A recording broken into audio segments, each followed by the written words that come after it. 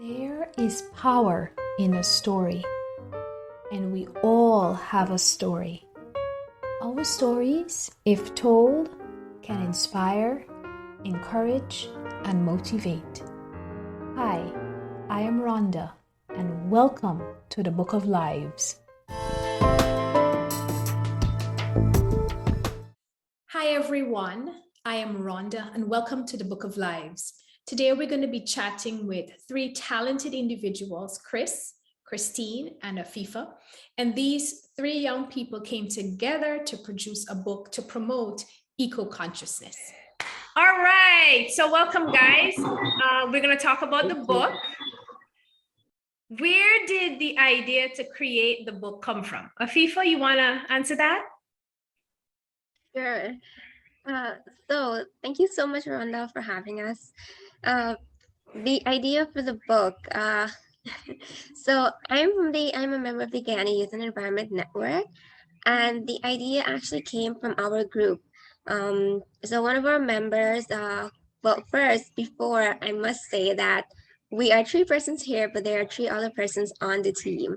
So those are Nayan Prasad, Madhvi Indrajit, and Benita Bernard. And the three of them, along with myself, are from the Ghana Youth and Environment Network, and we're a civil society youth-led organization, and we focus on environmental education, youth empowerment, youth inclusion, and all the good stuff about the environment. And so we like to do a lot of education and awareness, especially with children. Mhm. And so one of our members, or a group of our members, including like Nayan and Madhvi, they had the idea of doing a booklet for children, just to keep the interaction going, because we weren't able to have school outreaches given the pandemic.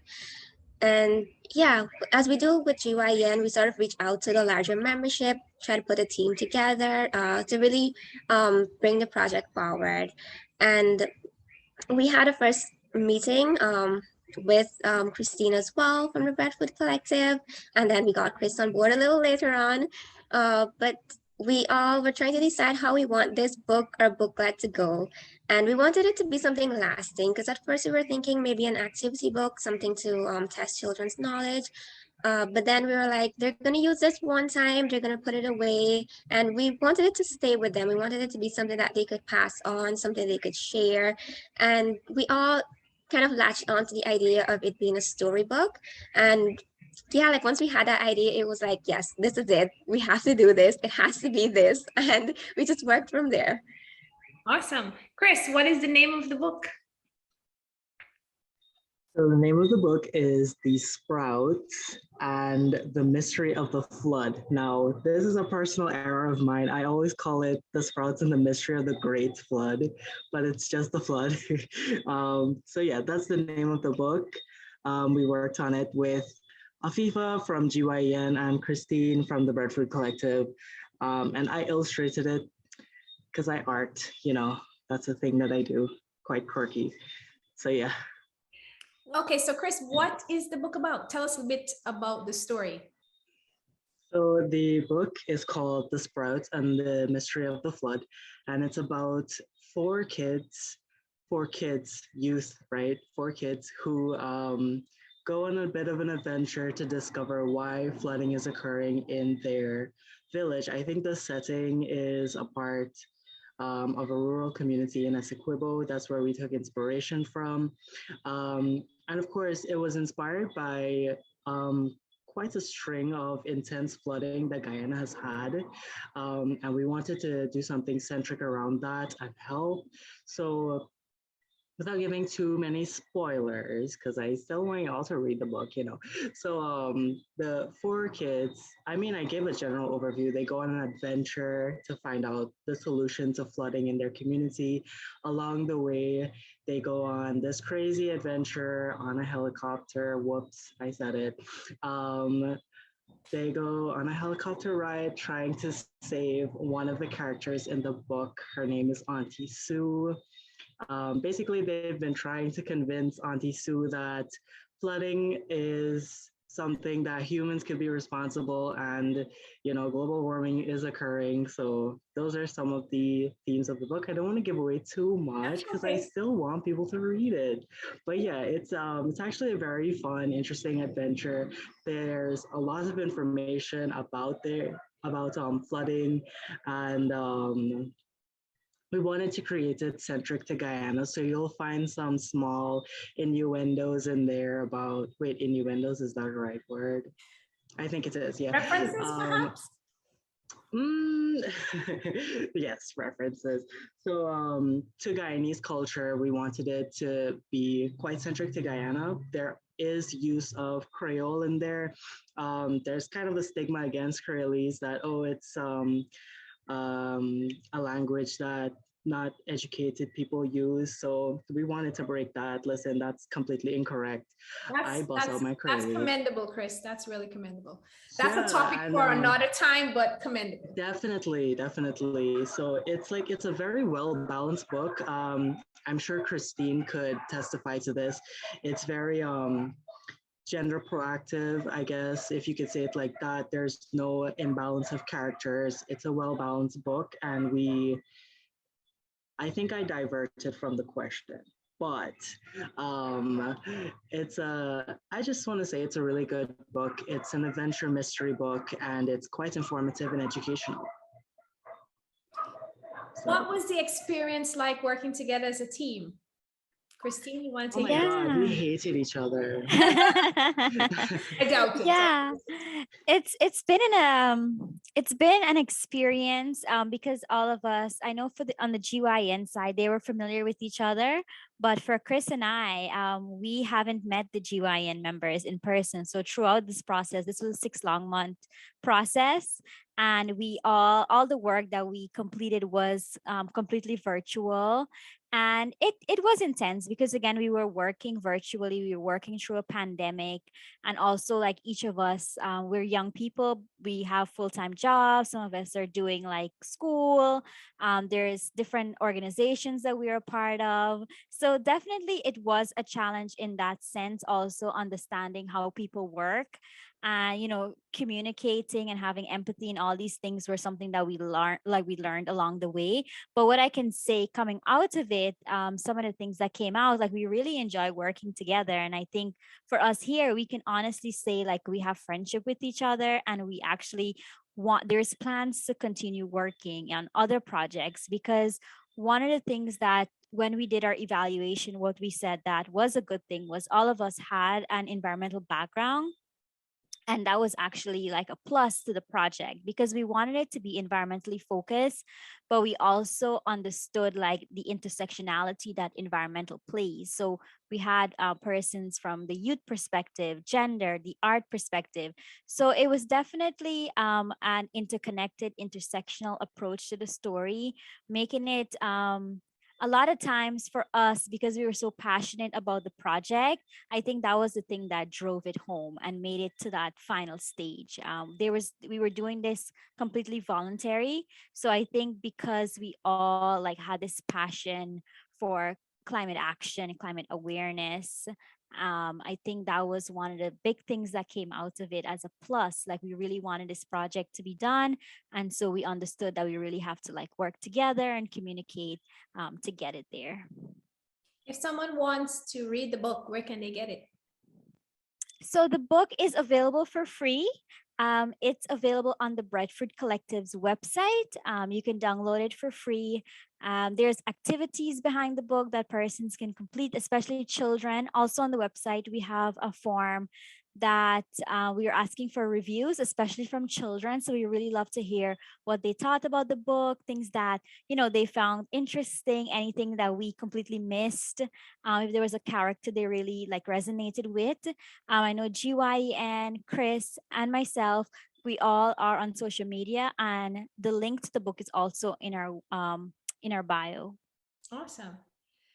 What lessons have you learned from this process? Who wants to go first? Afifa? Okay. Sure. So I think one of the things that really hit home for me is like the importance of teamwork and having a team to really build on.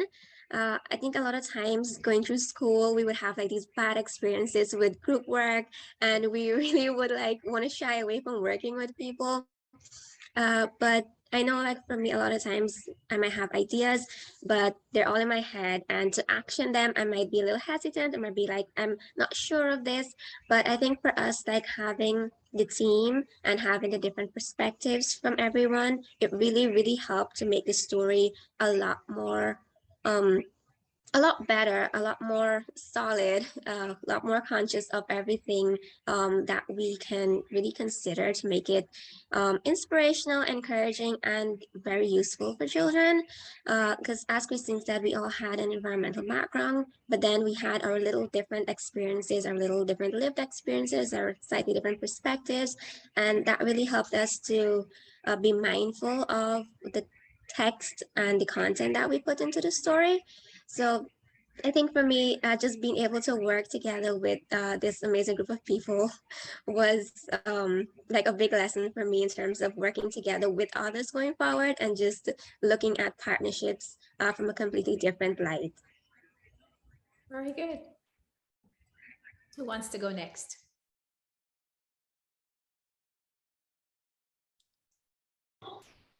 Okay, I guess I could go. So, what I learned from this book, it's really, you know, that phrase, I don't know who said it. I think it was Nike that said, just do it. So I'm not trademarking that, but that phrase, just do it, really resonated with me in this book. Not only learning from the characters, because they actually go, here I am talking more about the plot, but they actually go on an adventure and they spark change and they action change. You know, that maybe that doesn't make sense the way I'm phrasing it, but they do action change. They actually commit to change.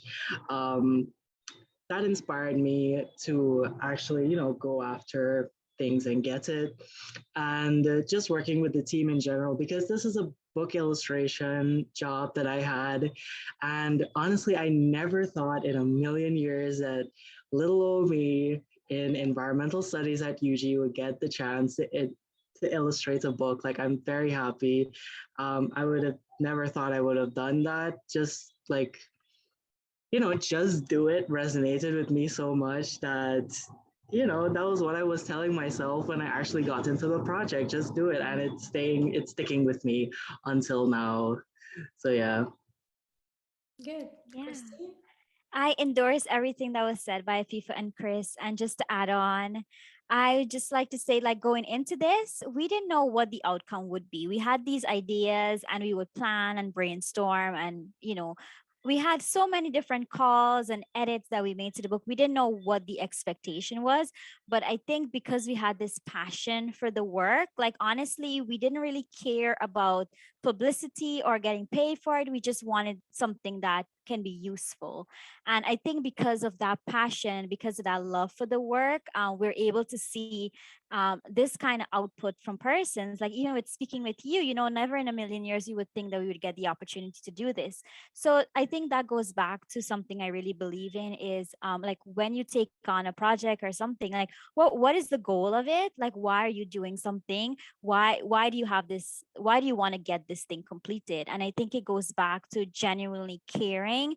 And that's something I learned from this book, because the Bright Fruit Collective, the passion of it as a collective is to work with other persons and develop ideas. And I really, really do believe that for us to create meaningful projects, we really have to work together and share resources and share ideas. And another aspect of this I would like to say is the way of managing and leadership. I'm interested in, like, I guess, flipping that over on its head, and kind of like the way we are learned, and we are taught to lead, in a sense, like taking ownership of something. I really do believe in us, like, working together as a collective and creating something whereby we're able to share ideas and bring in lived experience and things like that. And this project definitely has taught me that the importance of working together with various people, using the assets that we do have, and really committing to something that you're passionate about. Well, I want to commend you guys for a job well done. I am one that believes in the power of stories. I believe stories have the ability to, once they're shared, because you can't keep the stories to yourself, once these stories are shared, they have the power to inspire, encourage, motivate, and bring about social change. And as someone who considers herself to be an environmentalist, it's encouraging to see that you guys are using stories to draw awareness to the importance of the environment. So extremely commendable. I wish you all the best in all your endeavors. Thank you for stopping by and thank you for sharing with me. I appreciate it. And for those of you who are watching, thank you so much. Until next time, stay inspired.